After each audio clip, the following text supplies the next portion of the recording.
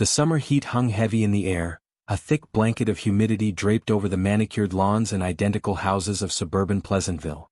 Even the usually boisterous cicadas seemed subdued, their buzzing a slow, languid drone that mirrored the sluggish pace of the afternoon. I just moved into this neighborhood a few weeks prior, lured by the promise of quiet evenings and friendly neighbors.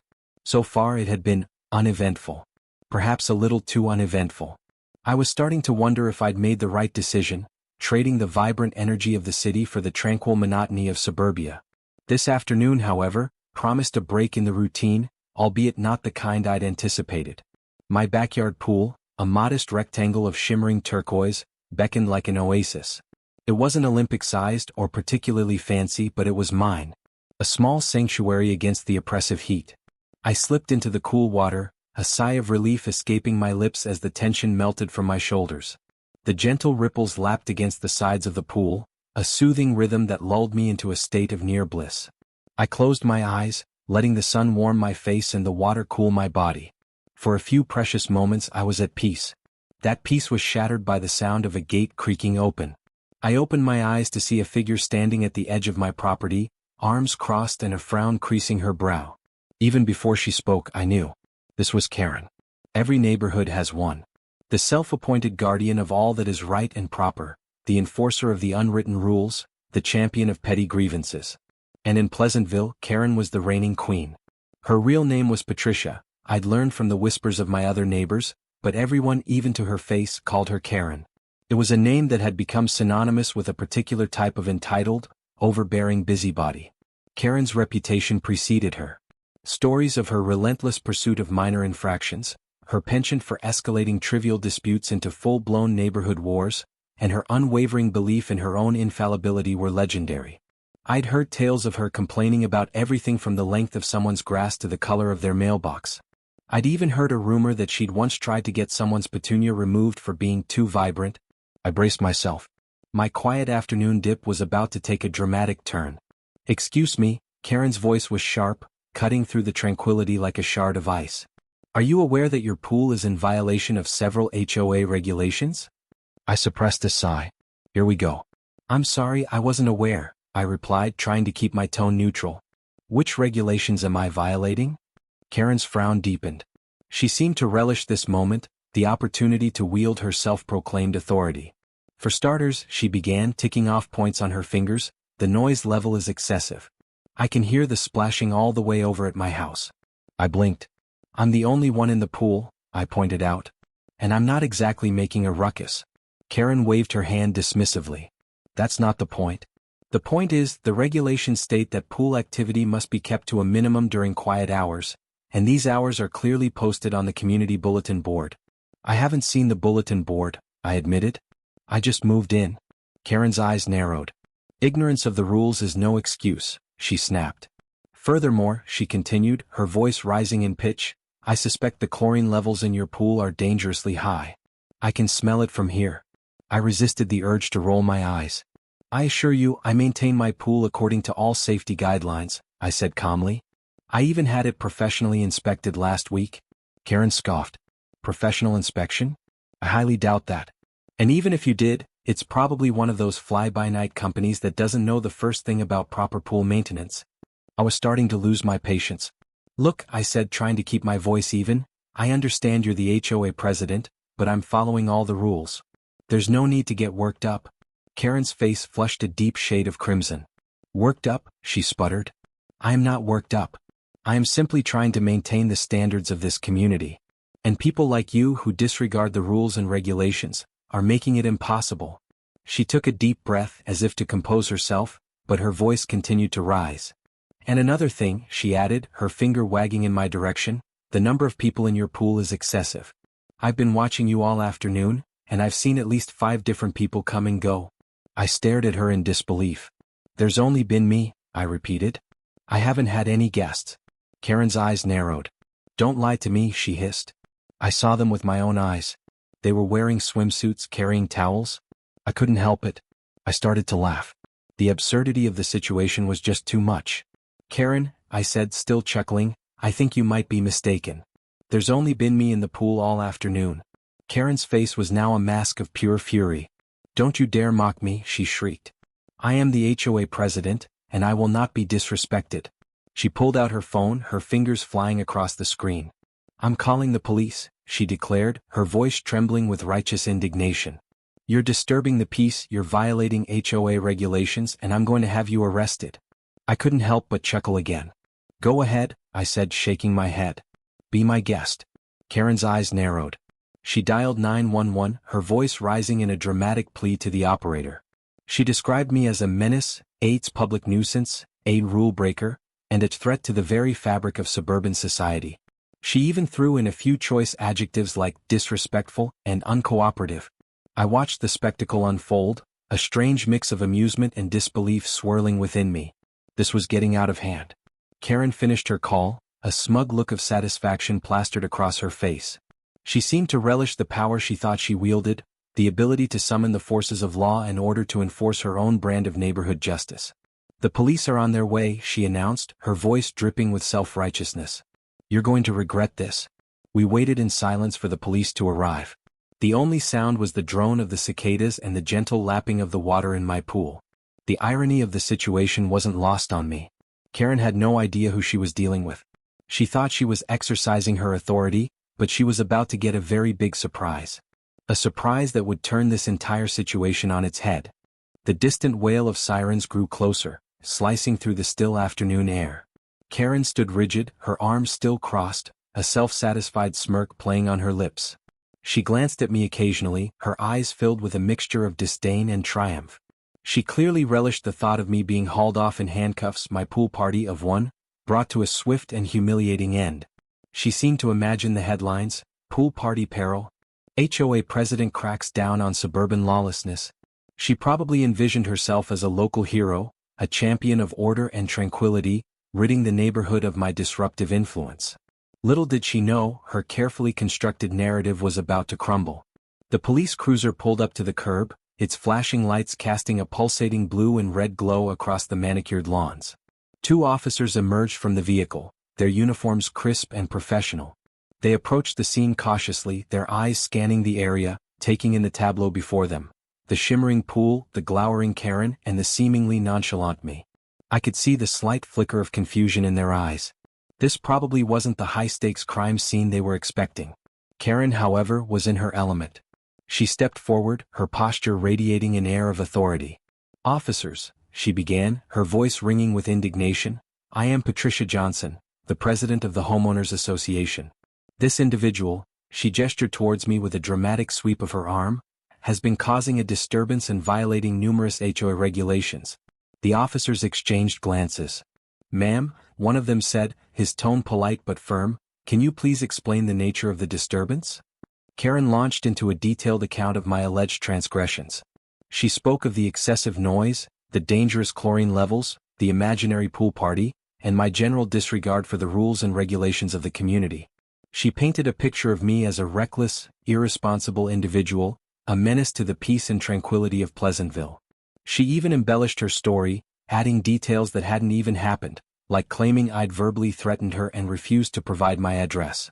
The officers listened patiently, their expressions neutral. They'd clearly dealt with situations like this before, the endless disputes between neighbors, the petty grievances blown out of proportion. They knew how to filter through the noise and get to the facts.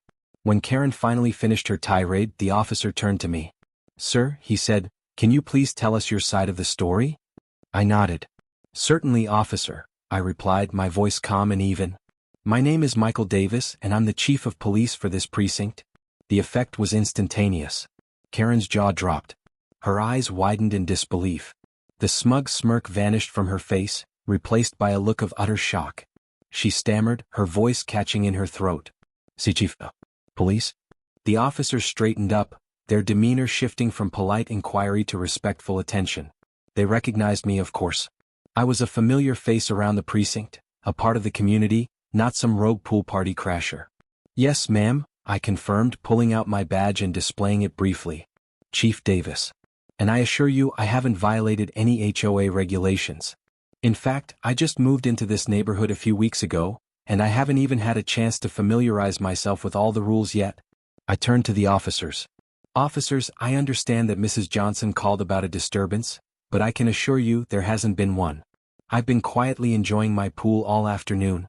The officers nodded, their eyes now filled with understanding. They knew Karen. They'd received calls from her before, complaints about everything from leaf blowers to barking dogs. They knew her reputation for exaggeration and overreaction. Karen, however, was still reeling from the revelation. Her face was flushed, her eyes darting back and forth between me and the officers. She looked like a deer caught in headlights. She tried to speak, but no words came out. She seemed to have lost her voice, her carefully constructed narrative shattered into a million pieces. "Ma'am," the officer said to Karen, his voice gentle but firm, "I think there's been a misunderstanding." He turned back to me. "Chief Davis, we apologize for the inconvenience. We'll be on our way." The officers returned to their cruiser, leaving Karen standing there, speechless and humiliated. The smugness had completely evaporated, replaced by a look of stunned disbelief. She stared at me, her eyes filled with a mixture of anger and embarrassment. She had tried to use her perceived power to bully and intimidate me, but her plan had backfired spectacularly. She had called the police on the chief of police. The irony was almost too much to bear. I shook my head, a small smile playing on my lips. "Karen," I said, my voice soft but firm, "I understand you're trying to maintain the standards of the community, but perhaps a little less enthusiasm is required. Maybe next time, before you call the police, you could try talking to your neighbors first." Karen didn't respond. She just stood there, her mouth slightly agape, her face a mask of mortification. The silence was deafening, broken only by the chirping of the crickets and the gentle lapping of the water in my pool. The afternoon had taken a dramatic turn, and Karen's world had been well and truly turned upside down. The police cruiser pulled away, its flashing lights fading into the distance. The silence that followed was thick with unspoken tension. Karen remained rooted to the spot, her gaze fixed on the retreating police car. The initial shock had begun to wear off, replaced by a simmering mix of embarrassment and resentment. She looked like she wanted to say something, to unleash a torrent of angry words, but she seemed to think better of it. Perhaps the realization of her colossal blunder had finally sunk in. She had not only called the police on the chief of police, but she had also made a fool of herself in the process. The image of her dramatic accusations, her self-righteous indignation, and her ultimate humiliation played out in her mind, a painful loop of her own making. I watched her, a strange mix of amusement and pity swirling within me. I didn't relish her embarrassment. I knew that everyone makes mistakes, and sometimes, those mistakes can be spectacularly public. But Karen's behavior had been so over the top, so driven by her own sense of self-importance, that a little humbling was perhaps in order. I hoped that this experience would be a learning one for her, a chance to reflect on her actions and perhaps adopt a more measured approach to neighborhood disputes in the future. After a few moments of awkward silence, Karen finally turned to me. Her face was still flushed, but she had regained some of her composure. "Chief Davis," she began, her voice strained, I apologize. I didn't realize." I waved my hand dismissively. "It's all right, Karen," I said. "We all have our moments. Just try to be a little more understanding in the future, okay?" Karen nodded slowly, her eyes avoiding mine. "Yes, of course," she mumbled. She turned to leave, her shoulders slumped, her usual air of authority completely absent. She walked back to her house, her footsteps slow and hesitant. The queen of the HOA had been dethroned, at least for the moment. I watched her go, a sigh escaping my lips. The quiet of the afternoon returned, but it was a different kind of quiet. The tension had dissipated, but a subtle shift had occurred in the neighborhood's dynamic. The incident had been witnessed by a few neighbors who had been peeking through their curtains, drawn by the commotion.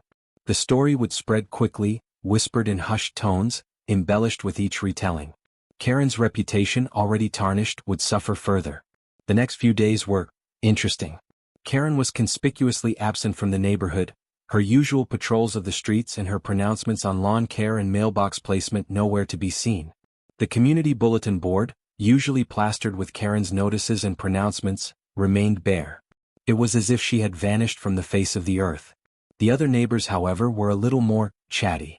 I received several welcome baskets, along with apologies for Karen's behavior. Some neighbors even recounted their own experiences with Karen, their stories ranging from mildly irritating to downright bizarre. It was clear that Karen's reign of petty tyranny had not been universally appreciated. A few days later, I received a letter in the mail. It was from Karen. It was a formal apology, typed on official HOA letterhead, expressing her regret for her actions and her misunderstanding. She even admitted that she had misjudged the situation and that she was committed to being a more understanding and cooperative member of the community. It was a surprisingly contrite letter, a far cry from the fiery pronouncements she usually issued. I chuckled to myself. It seemed that Karen had learned her lesson, at least for now. Whether this newfound humility would last, only time would tell. But for the moment, a sense of awkward peace had settled over the neighborhood. The pool incident had become a local legend, a cautionary tale about the dangers of overreacting and the importance of communication. As for me, I continued to enjoy my pool, albeit with a slightly heightened sense of awareness. I kept an eye out for Karen, half expecting her to emerge from her house at any moment, ready to pounce on some minor infraction. But she never did. She remained a recluse, her presence felt only in her absence. The summer eventually came to an end, the days growing shorter and the nights cooler. The pool was closed for the season, the turquoise water covered with a protective tarp. The incident with Karen faded into the background, becoming just another story in the annals of suburban life.